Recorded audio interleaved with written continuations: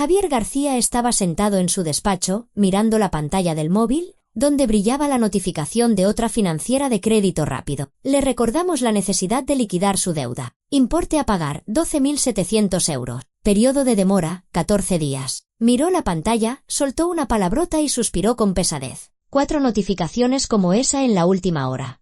La suma total de sus deudas superaba el $500.000 de euros, y eso sin contar las apuestas que había hecho la noche anterior con la esperanza de recuperar algo. Había perdido otros 8.000 euros. Clara no sabía nada. Su mujer, la exitosa propietaria de una red de residencias para la tercera edad, ni siquiera sospechaba el abismo en el que él se había hundido en los últimos 6 meses. Javier había aprendido a ocultar la verdad con maestría, una tarjeta bancaria exclusiva para las apuestas, un teléfono secreto para los mensajes de los cobradores, una mentira tras otra sobre reuniones de negocios y viajes de trabajo. Clara confiaba en él ciegamente, y él usaba esa confianza como un escudo. Pero lo que más le pesaba era otra cosa. Sofía, una chica de 22 años con unos enormes ojos color miel y una fe infantil en sus promesas. Se habían conocido hacía 3 meses en un centro comercial, donde ella trabajaba como dependienta en una boutique de ropa. Javier había entrado allí por casualidad para comprarle un regalo a Clara por su aniversario de boda. Sofía le sonrió de una manera tan abierta, tan sincera, que él perdió la cabeza. Una semana después, ya se veían a escondidas, y 2 semanas más tarde, ella le confesó que estaba enamorada. Javier le prometió todo, un piso en el centro de la ciudad, un negocio propio. Ella soñaba con una cafetería de estilo vintage, y, por supuesto, una vida junto. En cuanto solucione las cosas con mi mujer, le decía, abrazándola por los hombros. Sofía se creía cada una de sus palabras. No sabía que Clara era rica,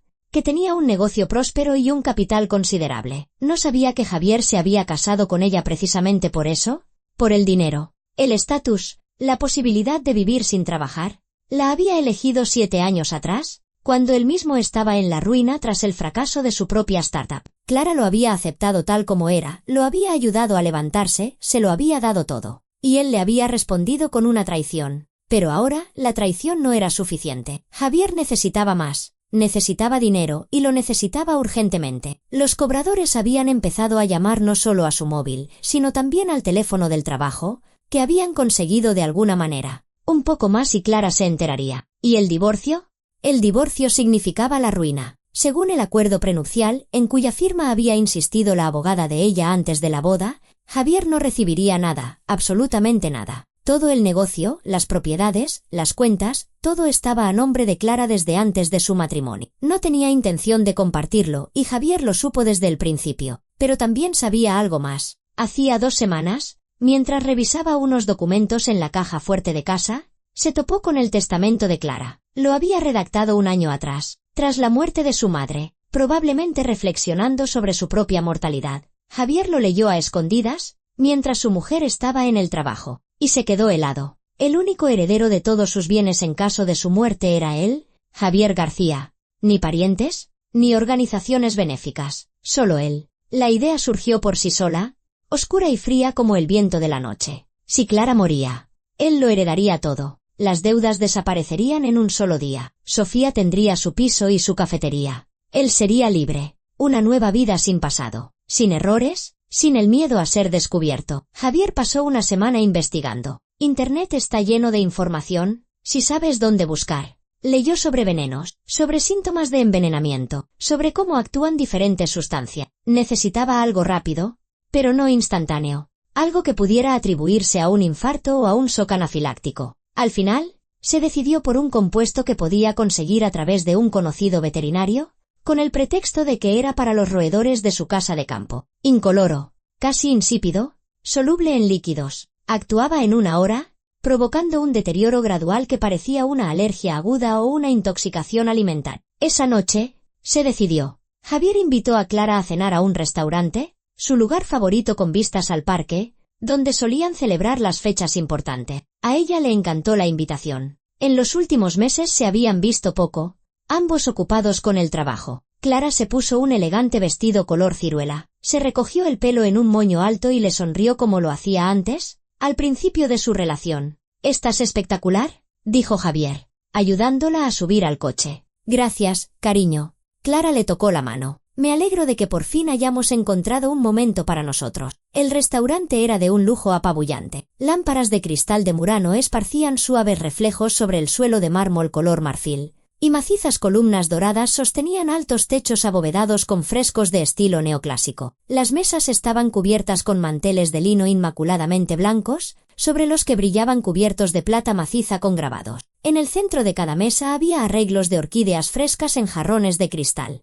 Una suave música de jazz fluía desde altavoces invisibles, creando una atmósfera de intimidad y sofisticación. Un camarero con un impecable frac negro le sirvió una ensalada de langostinos tigre, adornada con pétalos de flores comestibles y aliñada con aceite de trufa prensado en frit. Los langostinos eran grandes, casi transparentes, con una textura delicada. Luego llegó el plato principal, un solomillo de ternera al punto, con una salsa de boletus y vino tinto que se deshacía literalmente en la boca, dejando un regusto a nuez y humo. Al lado, en un plato aparte, había una dorada horneada entera con ramas de romero y finas rodajas de limón sobre una cama de verduras a la parrilla, calabacín, berenjena y pimiento dulce. Para acompañar los platos, el sumiller sugirió un vino tinto de La Rioja, un reserva de 2015 con un rico buque de grosella negra y vainilla. Cada detalle del servicio, cada movimiento del personal hablaba del estatus del establecimiento, donde una cena para dos podía costar el salario mensual de una persona corriente. Javier había elegido ese lugar a propósito. Allí,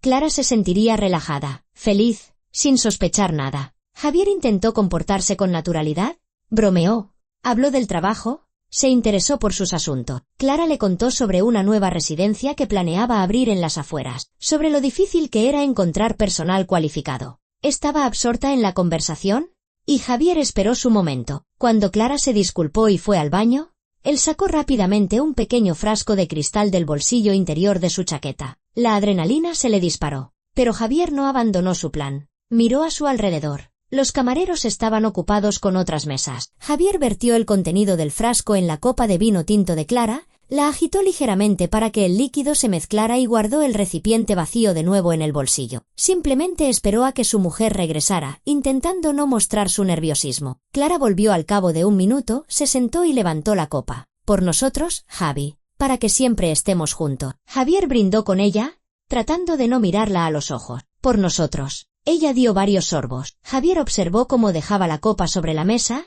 cómo seguía hablando de sus planes. Pasaron 20 minutos, luego 30. Clara se terminó el vino. Se comió el plato principal. Javier ya empezaba a dudar de si el compuesto haría efecto, cuando notó que el rostro de ella palidecía ligeramente. «Clara, ¿estás bien?», preguntó, fingiendo preocupación. «No sé», se pasó una mano por la frente. «Estoy un poco mareada». Quizás el vino era demasiado fuerte. ¿Salimos a tomar un poco de aire fresco?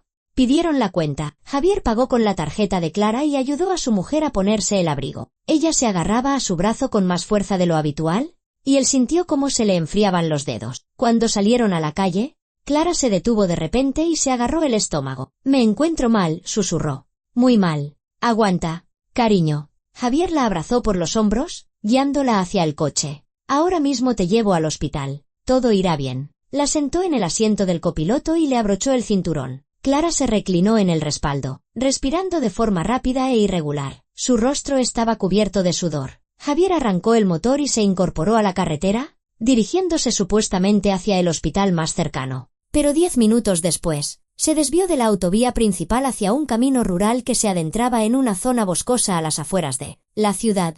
«Javi, ¿a dónde vamos?». La voz de Clara era débil, apenas audible. «Esta no es la carretera del hospital». «Lo sé», respondió él con frialdad. Javier detuvo el coche en lo más profundo del bosque, donde los árboles se cerraban sobre el camino, formando un túnel oscuro. Apagó los faros y se volvió hacia su mujer. Clara lo miraba con los ojos muy abiertos, en los que se mezclaban el dolor y la incomprensión. «He sido yo quien ha puesto veneno en tu bebida», dijo Javier, y una sonrisa se deslizó por sus labios. «Te quedan unos 30 minutos, quizás menos, fuera del coche». «¿Qué?». Clara intentó alcanzarlo, pero sus manos no le obedecían. «Estás bromeando, Javi? No tiene gracia». «No estoy bromeando». Desabrochó el cinturón de ella, salió y abrió la puerta de su lado. «Sal ahora mismo». «¿Pero por qué?». Las lágrimas rodaron por sus mejillas. «Te quiero. Te lo he dado todo». «Precisamente por eso». Javier la agarró del brazo y la sacó bruscamente del coche. Clara cayó de rodillas sobre la tierra húmeda, sin aliento. «Me lo diste todo.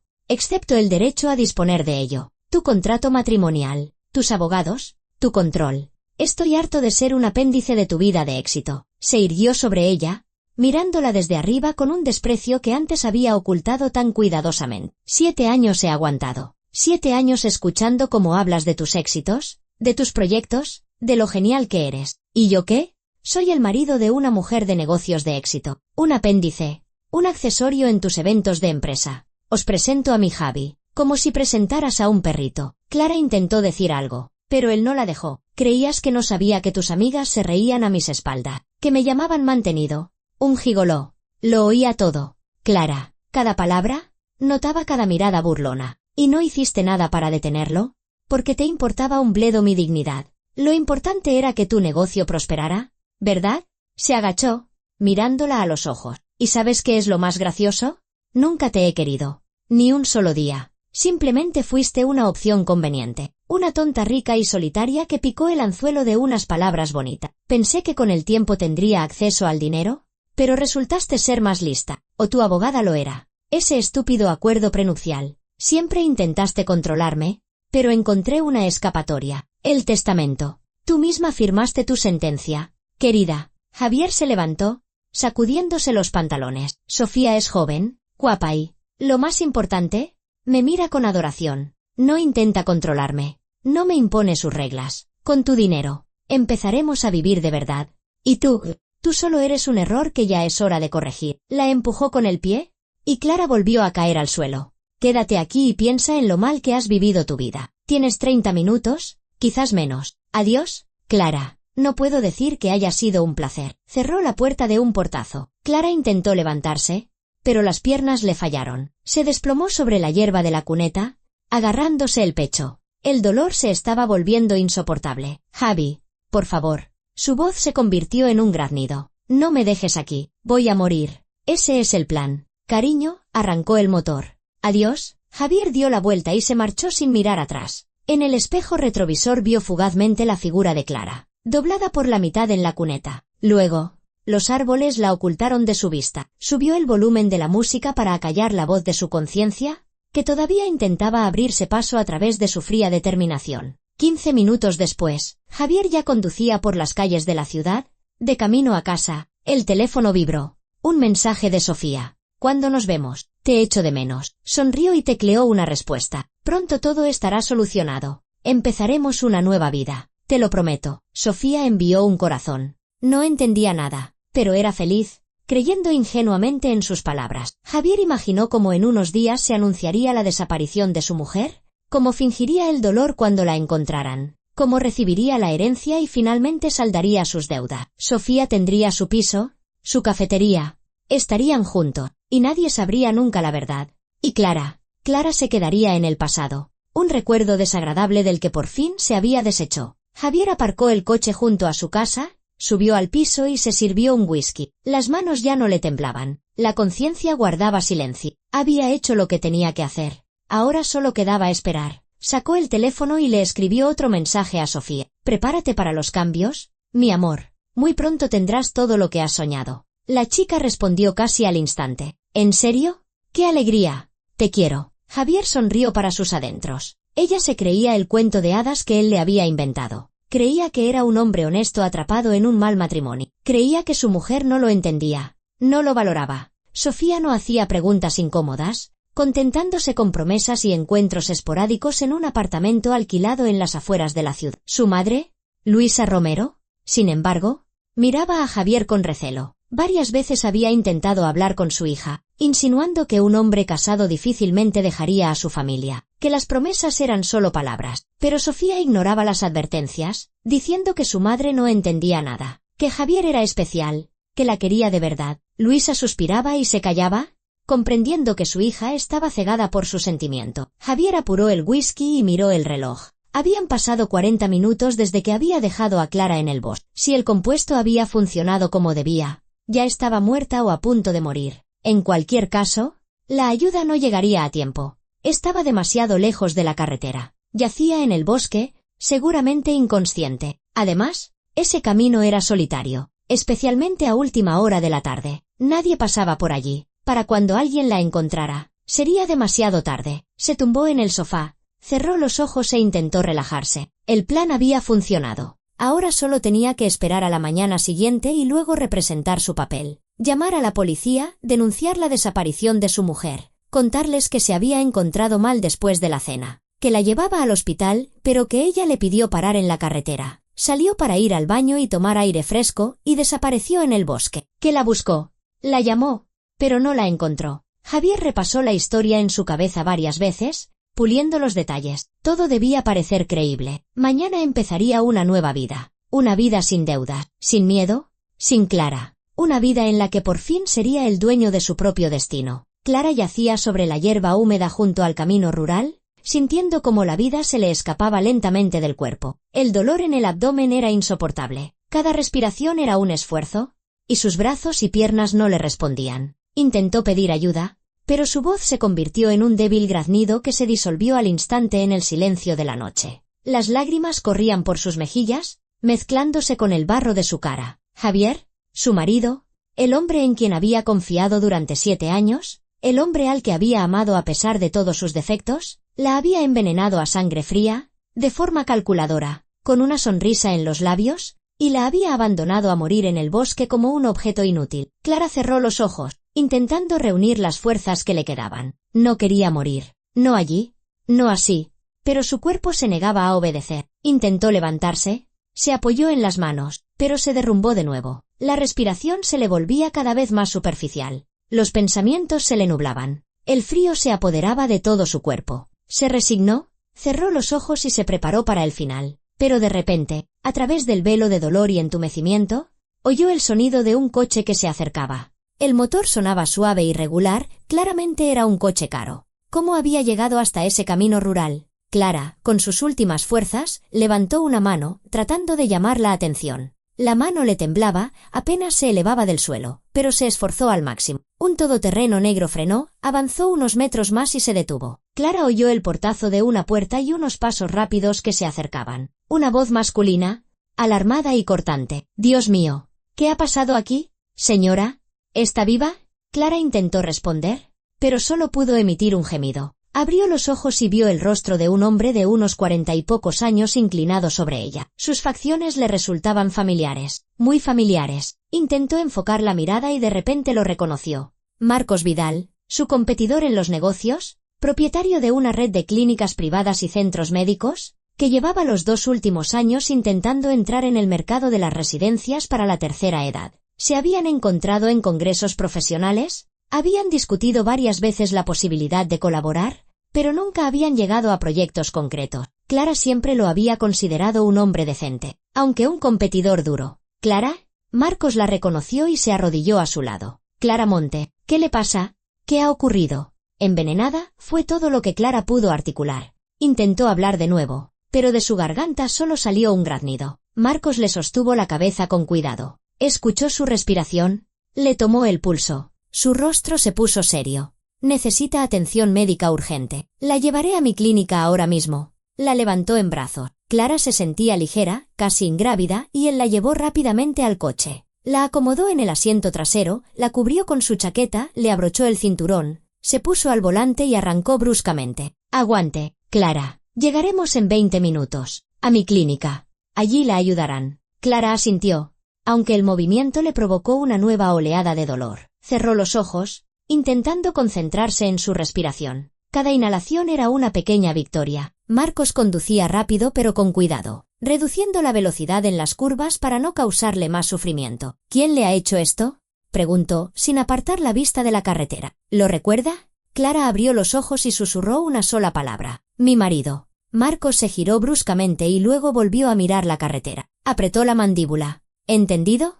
No hable más. Ahora lo principal es salvarle la vida». Sacó el teléfono, marcó un número y activó el altavoz. «Mamá, soy yo. Necesito tu ayuda urgente. Voy de camino a la clínica. Envenenamiento. La paciente está en estado crítico. Prepara todo lo necesario para un análisis toxicológico y la terapia con antídoto. Llegaré en 15 minutos». «Entendido. Hijo», respondió una voz femenina y tranquila. «Te espero». Isabel Vidal, la madre de Marco. Clara había oído hablar de ella, una famosa toxicóloga que había trabajado en medicina durante más de 40 años. Si alguien podía ayudarla, era ella. El todoterreno volaba por la ciudad nocturna, pasando en ámbar los semáforos, adelantando a los pocos coches que había. Marcos miraba de vez en cuando por el espejo retrovisor, comprobando el estado de Clara. ¿Ella aguantaba?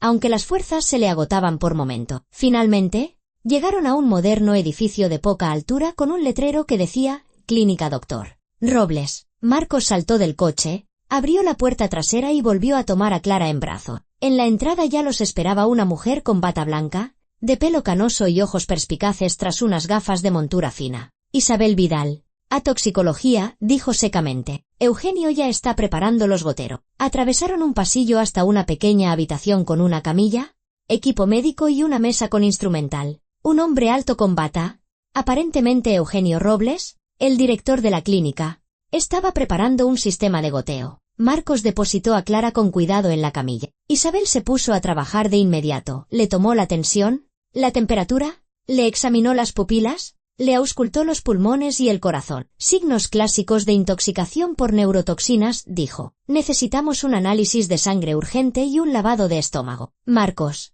ayúdame. La siguiente media hora fue como una pesadilla. Clara perdía el conocimiento y lo recuperaba. Sintió como le introducían una aguja en el brazo, como un frescor medicinal se extendía por sus venas, como se le revolvía el estómago durante el lavado. Isabel trabajaba con rapidez y precisión, dando órdenes a Eugenio y a Marco. Nadie hacía preguntas innecesarias. Todos entendían que era una carrera contrarreloj. Una hora después, Isabel se enderezó y se quitó los guantes. Lo peor ha pasado. El antídoto ha empezado a hacer efecto. El análisis de sangre ha mostrado la presencia de un compuesto organofosforado. Es un veneno que se utiliza en la agricultura contra las plagas. Una dosis letal. Si la hubieras traído 10 minutos más tarde, no habríamos podido hacer nada por ella. Marcos suspiró aliviado y se pasó una mano por la cara. ¿Se pondrá bien?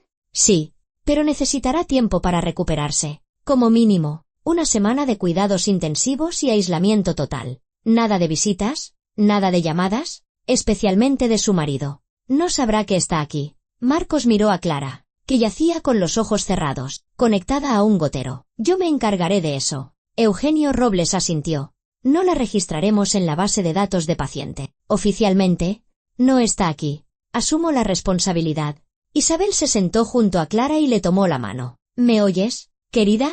Estás a salvo. Te hemos salvado. Ahora solo tienes que descansar y recuperar fuerzas. Clara apretó débilmente sus dedos en respuesta. Las lágrimas volvieron a correr por sus mejillas, pero esta vez eran lágrimas de alivio, no de miedo. Marcos salió al pasillo, sacó el teléfono y llamó a su ayudante. Ignacio, necesito información. Javier García, marido de Clara Montes. Todo lo que puedas encontrar, situación financiera, contactos, movimientos de la última semana. Investiga a fondo y con discreción. Nadie debe saber que estamos interesados en este hombre. Entendido, jefe. ¿Para cuándo? Para mañana por la tarde. Es urgente. Marcos colgó y volvió a la habitación. Clara ya dormía. Su respiración era regular, aunque su rostro seguía pálido. Isabel comprobaba los indicadores del monitor. Es fuerte, dijo en voz baja. Lo superará. Mamá, la llevaré a mi casa cuando pueda moverse. Tengo una habitación de invitados. Allí estará segura. De acuerdo. Pero no antes de 3 días. Necesita supervisión médica constante. Marcos asintió. Miró a la Clara dormida y pensó en qué clase de monstruo había que ser para hacerle algo así a su propia mujer. Conocía a Clara como una empresaria inteligente y decente, que había trabajado honestamente y construido su negocio por sí misma. Competían, pero siempre con respeto mutuo. Y ahora casi había muerto a manos del hombre en quien confiaba. ¿Y Javier? Javier probablemente estaba en casa celebrando su victoria, pensando que todo había salido a la perfección, que su mujer estaba muerta y que pronto recibiría la herencia. Ese se ha equivocado, susurró Marco. Lo desenmascararemos, te lo prometo. Mientras tanto, Javier efectivamente estaba en casa, habiéndose bebido ya su segunda copa de whisky. El teléfono vibró. Otro mensaje de Sofía. No puedo esperar a que estemos juntos. Eres mi héroe. Él sonrió y respondió, aguanta un poco más. Cariño, muy pronto todo cambiará. Prepárate para una nueva vida. Sofía envió una lluvia de corazones y besos. Javier se tumbó en el sofá y cerró los ojos. El plan había funcionado a la perfección. Sin testigos, sin pruebas. El compuesto se disolvería en el organismo sin dejar rastro, Si es que a alguien se le ocurría hacer un análisis, lo más probable es que pensaran en un infarto o una alergia aguda. En un par de días encontraría el cuerpo de su mujer en el bosque, fingiría su dolor, recibiría las condolencias, y luego, la tan ansiada libertad y el dinero. Ni siquiera sospechaba que Clara estaba viva, que se encontraba en buenas manos, y que pronto tendría que responder por todo lo que había hecho. Clara abrió los ojos y no supo de inmediato dónde estaba. Un techo blanco, olor a antiséptico, el suave pitido de un equipo médico. Intentó moverse y sintió el tirón de la aguja del gotero en su brazo. Los recuerdos volvieron como un golpe brusco y doloroso. El restaurante, Javier, el veneno, el bosque, el todoterreno negro. Marcos, no se mueva bruscamente, dijo una voz femenina y tranquila. Isabel Vidal estaba sentada en un sillón junto a la ventana, con un historial médico en las manos. Todavía está débil. Han pasado 2 días desde el envenenamiento. ¿2 días? Clara se incorporó con dificultad sobre los codos. Yo estoy viva. Viva.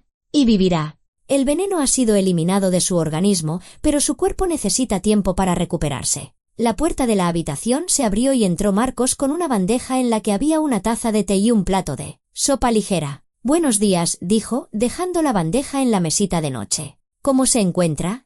¿Como alguien a quien han intentado matar? Clara intentó sonreír, pero le temblaban los labios. Gracias. Si no fuera por ustedes, no hay de qué. Marcos se sentó en una silla junto a la cama. Simplemente estuve en el lugar adecuado en el momento adecuado. Pero ahora tenemos que hablar. ¿Está preparada?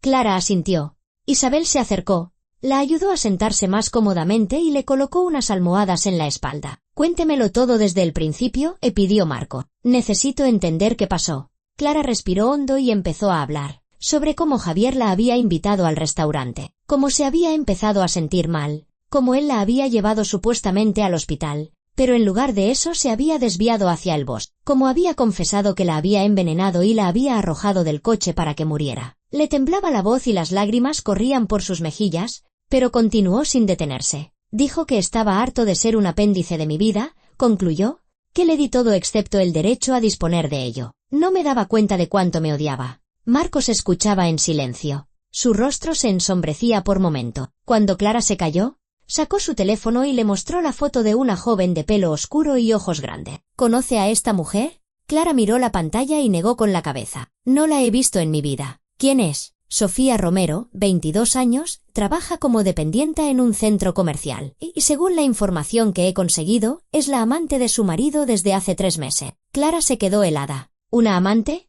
Por supuesto. Todo encajaba. Javier no solo quería deshacerse de ella, quería empezar una nueva vida con otra mujer, joven, ingenua, que no controlaría cada uno de sus movimientos. Tengo sus mensajes, continuó Marcos. Mi contacto tuvo acceso a su almacenamiento en la nube. Javier le prometió a Sofía un piso, un negocio propio, una cafetería, para ser exactos, y una vida juntos en cuanto solucionara el asunto con su mujer. En el último mensaje, enviado la noche anterior, escribió: pronto todo estará solucionado. Empezaremos una nueva vida. Clara se cubrió el rostro con las manos. El dolor de la traición era casi físico, más agudo que el del veneno. Hay algo más. Marcos sacó una carpeta con documento. Javier está hasta el cuello de deuda. Microcréditos por un total de 520.000 euros. Apuestas deportivas. Los cobradores lo llaman 10 veces al día. Está en bancarrota. Clara. Y la única forma de salir de ese agujero para él era conseguir su herencia. El testamento, susurró Clara. Lo redacté hace 1 año. Javier es el único heredero. Dios mío. Yo misma firmé mi sentencia de muerte. No, dijo Marcos con firmeza. Usted confió en el hombre con el que se casó. Es normal. Y él resultó ser un canalla.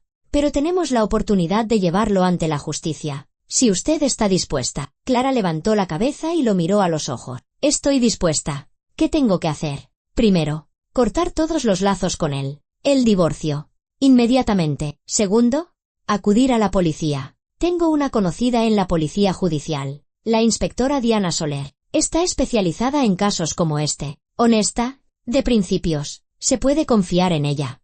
Pero si acudimos a la policía, Javier sabrá que estoy viva, frunció el ceño Clara. Podría huir. Por eso actuaremos con cautela, paso a paso. Primero reuniremos todas las pruebas y luego atacaremos, de forma inesperada y precisa, para que no tenga tiempo de reaccionar. Isabel se acercó a ellos. He guardado todos los análisis de sangre de Clara. Se ha registrado el envenenamiento por un compuesto organofosforado. Es una prueba irrefutable, además de mi informe como toxicóloga con 40 años de experiencia. Excelente. Marcos tomaba notas en un cuaderno. Ahora hay que conseguir las grabaciones de las cámaras de seguridad del restaurante. Quizás grabaron el momento en que Javier vertió el veneno en su copa. Lo hizo cuando fui al baño, recordó Clara. Estuve fuera unos 3 minutos. Cuando volví, parecía tenso, pero no le di importancia. Entonces, es posible que las cámaras lo grabaran. Le pediré a Diana que consiga esas grabaciones oficialmente a través de una orden. Marcos marcó un número y activó el altavoz. Tras el tercer tono,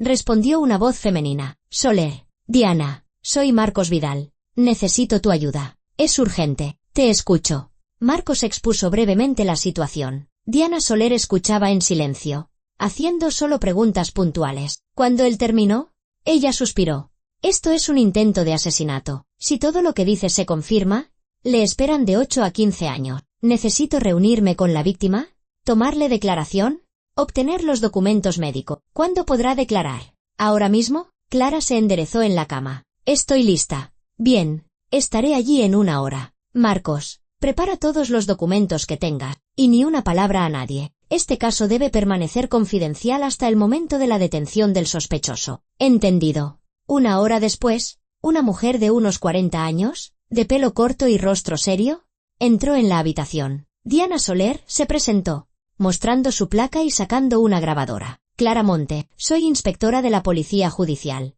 ¿Está usted dispuesta a prestar declaración sobre el intento de asesinato contra su persona? Sí, respondió Clara con firmeza. Durante las 2 horas siguientes, relató detalladamente todo lo que había sucedido. Diana tomaba notas, hacía preguntas, aclaraba detalles. Luego estudió los documentos médicos que Isabel le proporcionó e hizo copias de los análisis. El caso parece muy sólido, dijo, guardando los papeles en una carpeta. Ahora necesito obtener la grabación de la cámara del restaurante, revisar los documentos financieros de Javier García, comprobar sus llamadas y mensajes. Esto llevará unos días. ¿Y qué hay de Sofía Romero?, preguntó Marcos. ¿Podría ser cómplice? Es posible. Pero de los mensajes que me has mostrado, no se deduce que supiera de los planes de Javier. Lo más probable es que la utilizara. Pero tengo que interrogarla. ¿A través de su familia? Será más seguro. ¿Luisa Romero? Su madre. Marcos consultó sus notas. 44 años, trabaja como contable en una constructora.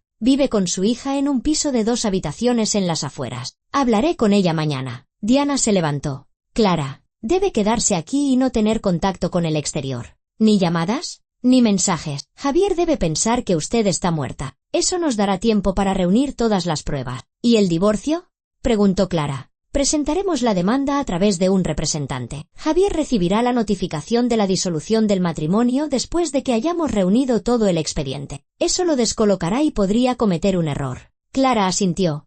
El plan estaba claro. Ahora solo quedaba esperar y confiar en que todo saldría bien. 3 días después, Clara ya podía levantarse y caminar. Marcos la recogió de la clínica y la llevó a su casa, un espacioso apartamento en el centro de la ciudad con una decoración minimalista. La acompañó a la habitación de invitados. Póngase cómoda. Aquí está a salvo. ¿Mi madre vendrá todos los días a comprobar su estado?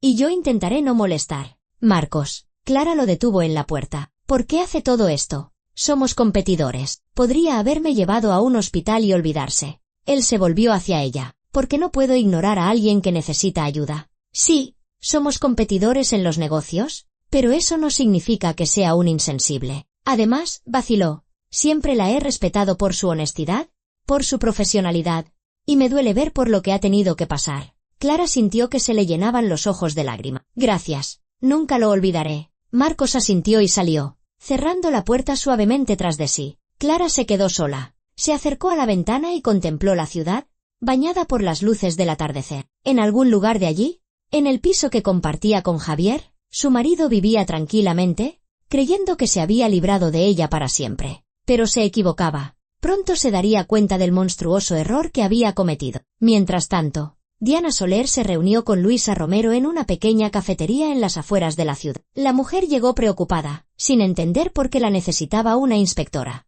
¿Es usted de la policía?, preguntó al sentarse frente a ella. ¿Qué ha pasado? ¿Le ha pasado algo a mi Sofía? Soy de la Policía Judicial. A su hija no le ha pasado nada, respondió Diana con calma, mostrando su placa. Pero podría ser testigo en un caso penal. Necesito hacerle algunas preguntas sobre Javier García. Luisa palideció. Lo sabía. Sabía que ese tipo no era de fiar. Se lo dije a Sofía. Pero no me escucha. Está enamorada como una tonta. Le promete el oro y el moro.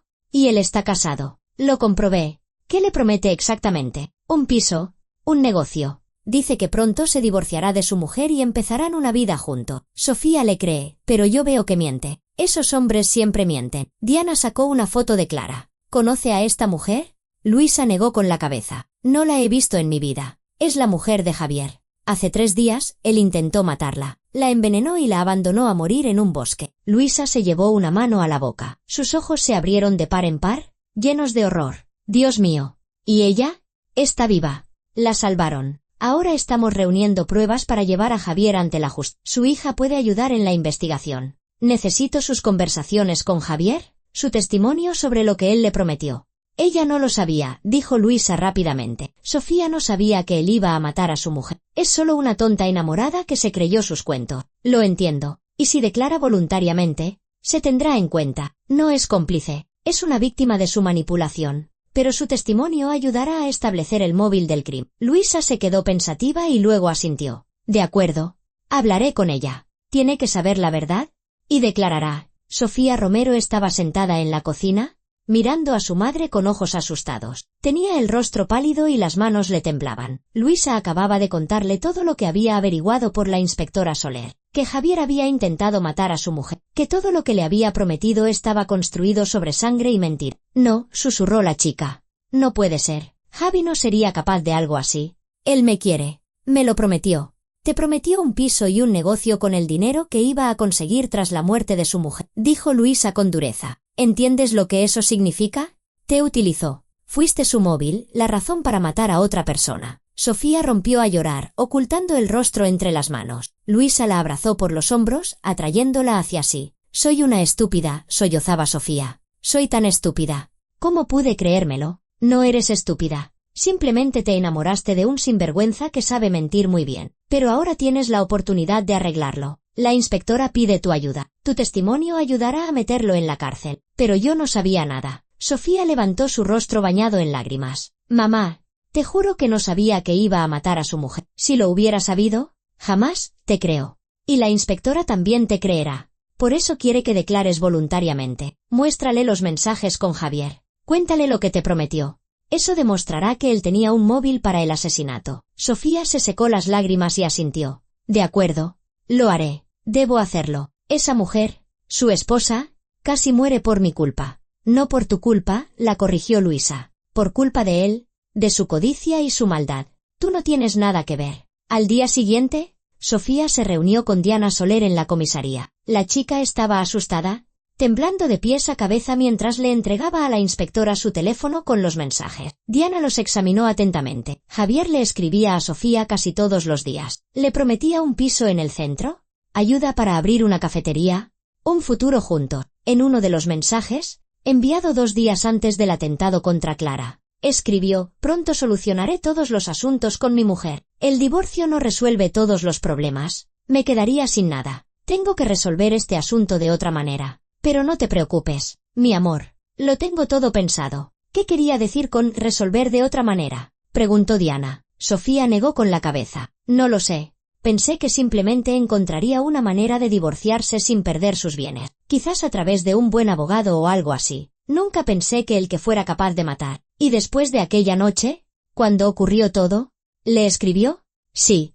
Al día siguiente escribió: pronto todo estará solucionado. Empezaremos una nueva vida. Te lo prometo. Yo estaba tan contenta. Pensé que por fin se había divorciado. Diana hizo capturas de pantalla de toda la conversación e imprimió los mensajes más importantes. Sofía ha ayudado mucho a la investigación. Estos mensajes demuestran que Javier tenía un móvil claro para el crimen. Ahora necesito que preste declaración oficial. Lo haré. Contaré todo lo que sé. Durante las 2 horas siguientes, Sofía relató detalladamente su relación con Javier, cómo se conocieron, qué le prometió, con qué frecuencia se veían, y que él nunca mencionó que su mujer poseía un negocio de éxito y un gran capital. Diana registró cada palabra. Cuando el interrogatorio terminó, Sofía parecía agotada, pero en sus ojos se leía alivio. ¿Qué pasará conmigo ahora?, preguntó en voz baja. ¿Me detendrán?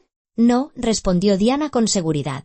Usted no ha cometido ningún delito. Ha sido engañada. Pero debe cesar todo contacto con Javier García. Ni llamadas, ni mensajes. Si él intenta contactarla, avíseme de inmediato. Sofía asintió. No quiero volver a verlo. Nunca. Mientras tanto, Diana recibió la grabación de las cámaras de seguridad del restaurante. Un técnico experto reproducía la grabación, deteniéndose en los momentos clave. Aquí, señaló la pantalla. Las 9:43. La mujer se levanta de la mesa y se va, presumiblemente al baño. En la pantalla se veía a Clara levantarse y dirigirse hacia la salida del salón. Javier se queda solo. La cámara lo grabó de perfil. Mira a su alrededor, comprobando si alguien lo observa. Luego, con un movimiento rápido, saca del bolsillo de su chaqueta un pequeño frasco, vierte el contenido en la copa de Clara y vuelve a guardar el frasco. Todo esto no lleva más de 10 segundos. Perfecto. Diana detuvo la grabación. Es una prueba directa. Necesito varias copias de esta grabación en alta resolución.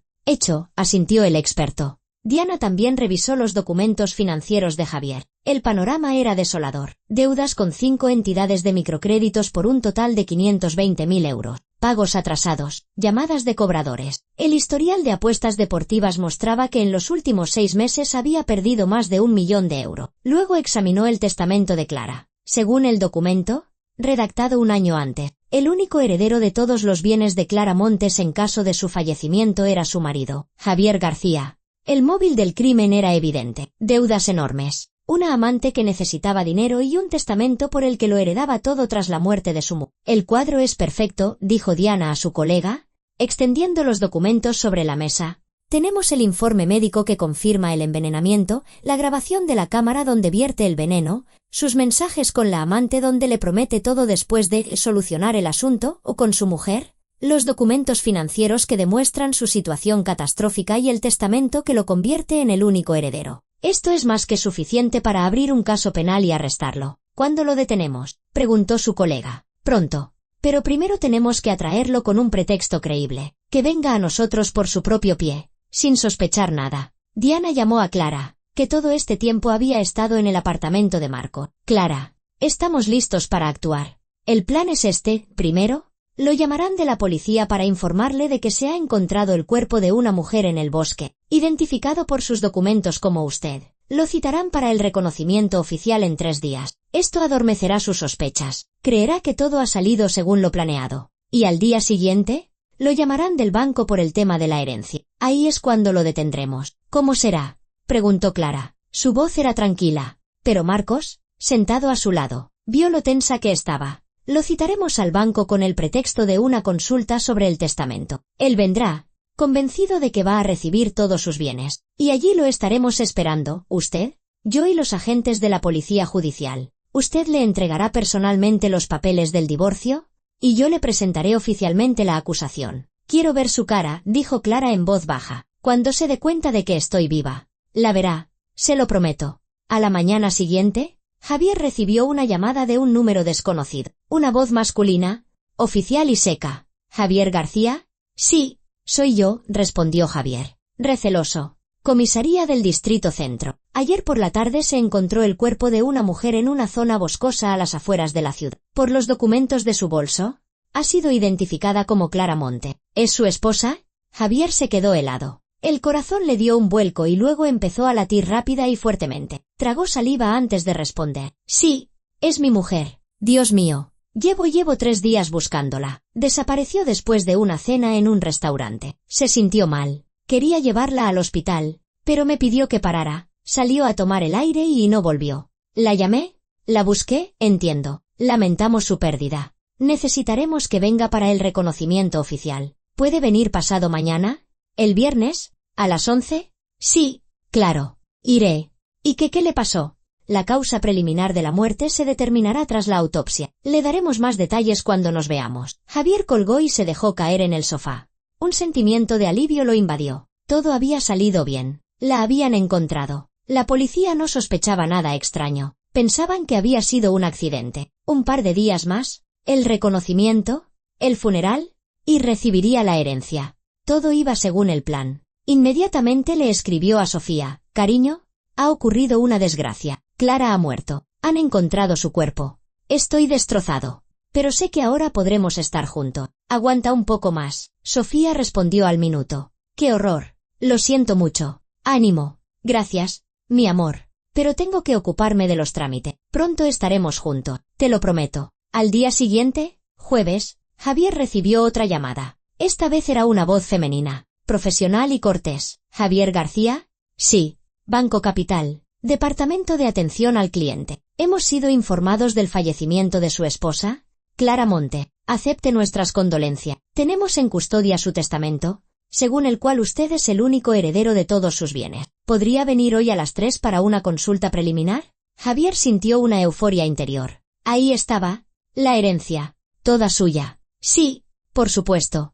Allí estaré. ¿Qué despacho? Sala de reuniones número 7, en la 3ª planta. Lo esperamos. Javier colgó y se echó a reír. Por fin, las deudas serían saldadas. Sofía tendría su piso y su cafetería. La nueva vida empezaba ahora mismo. Se duchó, se puso su mejor traje, se afeitó, se miró al espejo. Tenía el rostro demacrado, pero eso podía atribuirse al dolor por la pérdida de su mujer. Javier ensayó una expresión de tristeza, suspiró varias veces, fingiendo aflicción. Tenía que parecer convincente. A las 2:45, ya entraba en el edificio del banco. Suelos de mármol, techos altos, guardias de seguridad en la entrada. Un lugar imponente. Subió en el ascensor a la 3ª planta y encontró la sala de reuniones número 7. Se ajustó la corbata, respiró hondo y llamó a la puerta. «Adelante», respondió una voz femenina. Javier abrió la puerta, cruzó el umbral y se quedó petrificado. Sentada a una larga mesa de madera oscura estaba Clara. Viva,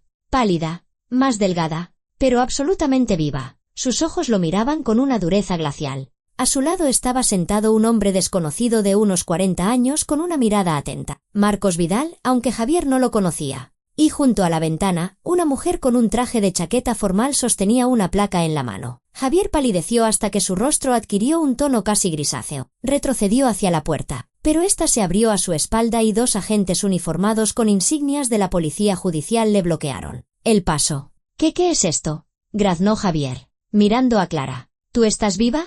¿Cómo? ¿Javier García? La mujer junto a la ventana dio un paso al frente, mostrando su placa. Inspectora Diana Soler, de la Policía Judicial. Queda detenido como sospechoso de intento de asesinato. Tiene derecho a un abogado. Todo lo que diga podrá ser utilizado en su contra ante un tribunal. Javier se tambaleó. Las piernas le flaqueaban. Se agarró al respaldo de una silla. No, es un error. No entiendo. Clara se levantó de la mesa. Sostenía una carpeta con documento. Se acercó a Javier y le tendió los papeles. Esta es la demanda de divorcio. Su voz era plana, gélida. Motivos: intento de asesinato contra mi persona, engaño sistemático y existencia de una amante. El divorcio se tramitará de forma unilateral. Según el acuerdo prenupcial, no recibes nada. Absolutamente nada. Javier miraba los documentos, incapaz de leer una sola línea. Las letras bailaban ante sus ojos. Clara, escúchame. Dio un paso hacia ella, extendiendo una mano, pero los agentes se interpusieron al instante, sujetándolo por los brazos. Es un malentendido. No quería. Estaba desesperado. Tenía deudas. No sabía lo que hacía. Sabías perfectamente lo que hacías, replicó Clara. Cortante. Sus ojos brillaron. Investigaste sobre venenos durante una semana. Compraste el compuesto a través de un veterinario. Me lo echaste en el vino en el restaurante. Hay una grabación de la cámara de seguridad. Me llevaste a un bosque y me abandonaste para que muriera, diciéndome que me quedaban 30 minutos. Todo fue planeado, meditado, a sangre fría. Y luego le escribiste a tu amante que pronto empezaríais una nueva vida. Javier abrió la boca, pero no encontró palabras. Pruebas. Tenían pruebas. Todo se había derrumbado. Su plan se había hecho añicos. Tenemos un informe médico que confirma el envenenamiento por un compuesto organofosforado, continuó Diana Soler, acercándose. Análisis de sangre tomados la noche del atentado. La grabación de vídeo del restaurante donde usted añade el veneno a la copa de su esposa. Sus mensajes con Sofía Romero, en los que le promete un piso y un negocio después de solucionar el asunto, o con su mujer. Los documentos financieros que demuestran sus deudas de más de 500.000 euros y el testamento que lo convierte en el único heredero. El móvil, el método, las pruebas, todo está aquí. Javier bajó la cabeza. Sus hombros se hundieron. Comprendió que había perdido. Total, definitiva e irrevocablemente. Clara, perdóname, susurró. No sé qué me pasó. Las deudas, la desesperación. Te quiero, ¿De verdad?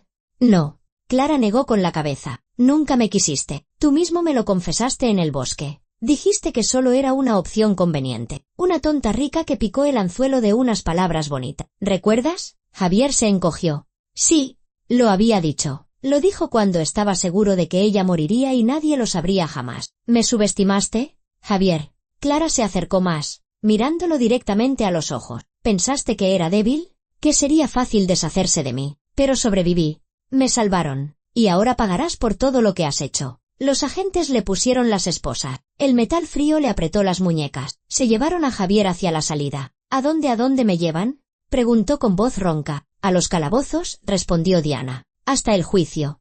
Y luego, si lo declaran culpable, y estoy segura de que lo harán, a una prisión de alta seguridad por un periodo de 8 a 15 años. Se llevaron a Javier de la sala. Él se giró una última vez, intentando cruzar la mirada con Clara, pero ella le daba la espalda, mirando por la ventana. Para ella, Javier García ya no existía. Había muerto aquella noche en el bosque, cuando mostró su verdadero rostro. Cuando la puerta se cerró tras él, Clara suspiró. Las piernas le fallaron y se dejó caer en una silla. Marcos se acercó inmediatamente y la abrazó por los hombros. Se acabó, dijo en voz baja. Lo has conseguido. Eres increíblemente fuerte. Clara asintió. Las lágrimas corrían por sus mejillas, pero eran de alivio, de liberación. El peso que había soportado durante todas esas semanas por fin se había desvanecido de sus hombros. Sí, susurró. Ahora todo ha terminado y soy libre. La investigación penal y el posterior juicio duraron 3 meses. Javier García intentó negar su culpabilidad,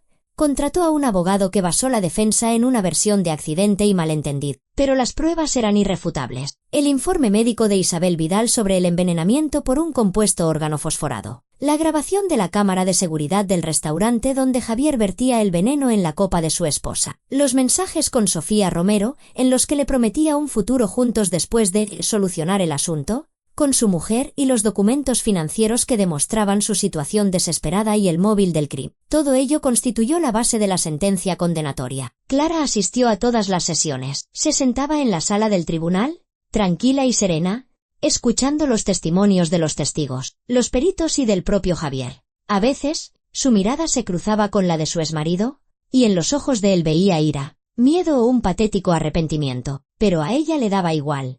Ese hombre ya no tenía ningún poder sobre ella. Sofía Romero también testificó. La chica llegó al juicio pálida, con los ojos enrojecidos por el llanto. Habló de su relación con Javier, de sus promesas, de cómo él había manipulado su sentimiento. Después de declarar, se acercó a Clara en el pasillo del juzgado. Le pido perdón, susurró Sofía, bajando la mirada. Yo no sabía, se lo juro. Nunca habría aceptado esto si lo hubiera sabido. Clara miró a la joven, que no había sido más que un peón en el juego de otro, y suspiró.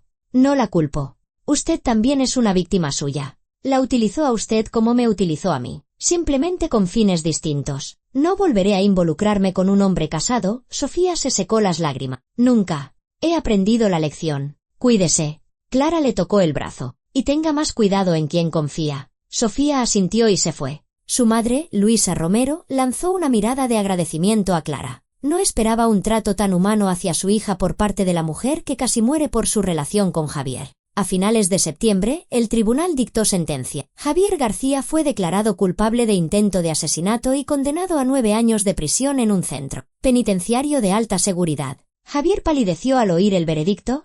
Intentó decir algo, pero los guardias ya se lo llevaban de la sala. Clara salió a la calle. Las hojas caían de los árboles, cubriendo la acera con una alfombra dorada. Cerró los ojos y sintió como un enorme peso se desvanecía de sus hombros. Todo había terminado. Javier había recibido su merecido castigo, y ella tenía toda una vida por delante. Marcos la esperaba junto al coche. Había asistido a todas las sesiones, apoyándola, estando a su lado en los momentos más difíciles. En esos 3 meses, había surgido entre ellos un vínculo especial, basado en la confianza y el respeto mutuo. Enhorabuena, dijo cuando Clara se acercó. Se ha hecho justicia. Gracias a ti, sonrió Clara. Si no fuera por ti, yo no estaría aquí ahora. Entonces, el destino nos unió en el momento justo. Marcos le abrió la puerta del coche. ¿A dónde vamos? A casa. A mi apartamento. Hace mucho que no voy. El divorcio se había formalizado incluso antes del juicio. Según el acuerdo prenupcial, Javier no recibió nada. Todas las propiedades quedaron en manos de Clara. Ella también anuló el testamento. El negocio de Clara no se vio afectado durante el proceso judicial. Sus adjuntos se encargaron de la gestión diaria. Ella se conectaba periódicamente para trabajar a distancia. Pero ahora que todo había terminado, planeaba volver a la actividad a tiempo completo. Un mes después de la sentencia, Clara se reunió con Marcos en un restaurante. No en el que Javier la había envenenado. Nunca más volvería allí.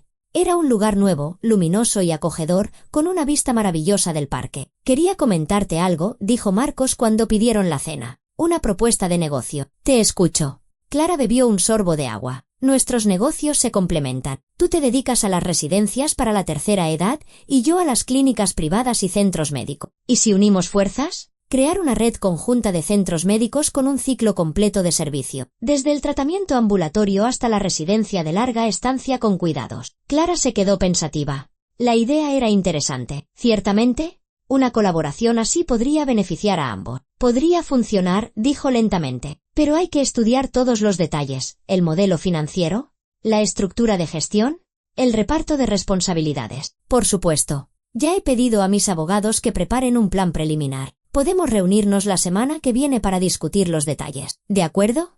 Continuaron la cena, hablando de negocios, de planes, de la vida. Clara se dio cuenta de que se sentía cómoda y a gusto con Marcos. Él no la presionaba, no intentaba controlarla, la trataba como a una igual. Era tan diferente a su relación con Javier, en la que siempre se había sentido en deuda, culpable, insuficiente. Unas semanas después, empezaron a trabajar en el proyecto conjunto. Se reunían varias veces por semana, discutían detalles, debatían, encontraban soluciones intermedias. Isabel Vidal, la madre de Marcos, también se involucró, asesorando sobre los aspectos médicos. Eugenio Robles ofreció su clínica como proyecto piloto para probar el nuevo modelo de servicio. Pero no todo fue un camino de rosa. En noviembre, cuando Clara y Marcos ya habían firmado un acuerdo preliminar para la fusión de sus empresas, surgió un problema inesperado. Uno de los principales inversores de Clara, al enterarse de sus planes de unirse a Marcos, exigió la devolución anticipada de su inversión. La suma era considerable, 20 millones de euros. Dice que no confía en la nueva estructura de gestión. Clara caminaba nerviosa por el despacho de Marcos. Exige el dinero en un mes o amenaza con demandar. ¿Quién es ese inversor? Frunció el ceño Marcos. Arturo Campos. Invirtió en mi negocio hace 3 años. Formalmente, tiene derecho a exigir la devolución si cambia la estructura de propiedad. Campos. Marcos se quedó pensativo. He oído hablar de él. Un hombre de negocios duro, pero honesto. Quizás pueda negociar con él. La reunión con Campos tuvo lugar 2 días después. Marcos le propuso convertirse en coinversor de la empresa fusionada con condiciones más ventajosas. Campos escuchó, revisó el plan de negocio e hizo varias preguntas incisivas. De acuerdo, dijo finalmente. Acepto, pero con una condición. Quiero un puesto en el Consejo de Administración y derecho a voto en las decisiones estratégicas. Clara y Marcos intercambiaron una mirada. Era una exigencia razonable. Trato hecho. Marcos le tendió la mano. La crisis se había superado. Es más, Campos resultó ser un socio valioso que aportó su experiencia y sus contactos a la empresa. A finales de año, inauguraron su primer centro médico conjunto con residencia en las afueras. El proyecto fue un gran éxito. Poco a poco, la relación profesional fue dando paso a algo más. Marcos invitaba a Clara a conciertos, al teatro, a pasear por la ciudad. Ella aceptaba y, cada vez, se daba cuenta de que le gustaba pasar tiempo con él. Era atento, discreto, sabía escuchar y entender. A su lado, se sentía protegida, pero no encorsetada. Una tarde, mientras paseaban por la orilla del río, Marcos se detuvo y se volvió hacia Clara. No quiero precipitar las cosas. Entiendo que has pasado por una traición terrible y que necesitas tiempo. Pero tengo que decírtelo. Me gusta estar a tu lado. No solo como socio de negocios, sino como a un hombre le gusta una mujer. Clara lo miró. El corazón le latió más deprisa. Ella también sentía esa atracción, pero temía admitirlo, incluso ante sí misma. Las heridas aún estaban demasiado recientes. A mí también me gusta estar contigo, dijo en voz baja, pero tengo miedo. ¿Miedo a equivocarme de nuevo? A confiar en la persona equivocada. Lo entiendo. Estoy dispuesto a esperar lo que haga falta, sin presiones, sin exigencias. Solo quiero que sepas que estoy aquí y que no me iré a ninguna parte. Continuaron caminando, y Clara sintió como algo cálido crecía en su interior. Quizás, de verdad, merecía una segunda oportunidad para ser feliz. Pasó un año. El negocio conjunto de Clara y Marcos prosperaba. Abrieron 3 nuevos centros médicos con residencias y planeaban expandirse a otras regiones. Su relación también se desarrollaba, lenta pero segura. Clara aprendió a confiar de nuevo, y Marcos demostró paciencia y afecto, sin exigir nada a cambio. En primavera surgió un nuevo problema. Una empresa de la competencia intentó robarle a los empleados clave de Clara, ofreciéndoles el doble de sueldo. 3 directores de residencias ya habían presentado su dimisión. «Es Gregorio Torres», dijo Clara en una reunión de emergencia. «¿Recuerdas? Me propuso una colaboración hace 2 años y lo rechacé. Ahora se está vengando. No podemos permitirnos perder a esa gente». Marcos revisaba los documentos. «Conocen todo el sistema desde dentro. Hablaré con cada uno de ellos personalmente», decidió Clara. «Les ofreceré acciones de la empresa y una participación en los beneficios. Que se sientan socio, no empleados». La estrategia funcionó. 2 de los 3 directores se quedaron, recibiendo paquetes de acciones e incorporándose a un consejo de gestión ampliado. El tercero se fue, pero fue rápidamente sustituido por un joven y prometedor profesional que aportó ideas frescas al trabajo de la residencia. Torres perdió esa batalla, pero Clara y Marcos reforzaron las medidas de seguridad y confidencialidad en la empresa. En marzo del año siguiente, Marcos le pidió matrimonio. Ocurrió en su apartamento, donde Clara había vivido un tiempo mientras se recuperaba del envenenamiento. Preparó la cena. Encendió velas y, después del postre, se arrodilló. «Clara, sé que ya tuviste un matrimonio fallido. Sé que tienes miedo de que se repita, pero te prometo que te respetaré, te apoyaré y te querré. No por dinero, ni por interés, sino simplemente porque eres una mujer increíble que ha cambiado mi vida. Cásate conmigo». Clara lo miró a través de las lágrimas. Ese hombre la había salvado 2 veces. Primero de la muerte, luego de la desesperación. ¿Le había enseñado que se puede ser fuerte y vulnerable al mismo tiempo?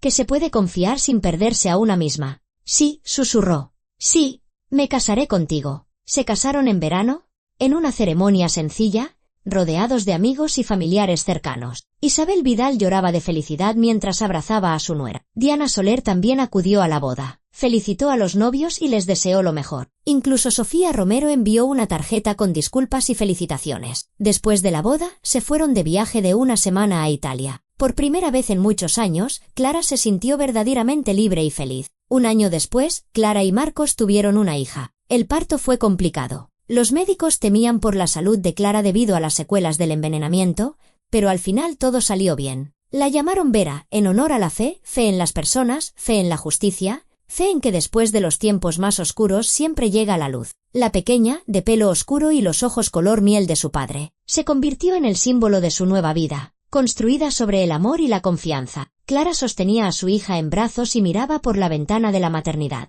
Fuera, los árboles florecían, brillaba el sol, la vida continuaba. Recordó aquella noche en el bosque, cuando yacía en la cuneta, preparándose para morir. Recordó el todoterreno negro que se detuvo a su lado y a Marcos, que la salvó. Todo por lo que había pasado la había llevado hasta allí, a ese momento de felicidad. «La vida me dio una segunda oportunidad», susurró, besando la frente de su hija. «No volveré a desperdiciarla». Marcos la abrazó por los hombros y miró el rostro de su hija. «Estamos juntos. Y eso es lo más importante». Clara había atravesado el infierno y había vuelto. Lo había perdido todo y había ganado el doble. Se había enfrentado a la traición y había encontrado el amor verdadero. Y ahora, sosteniendo a su hija en brazos, rodeada de personas que la querían sinceramente, Clara sabía una cosa: la vida es impredecible, cruel, pero increíblemente hermosa si encuentras la fuerza para seguir adelante.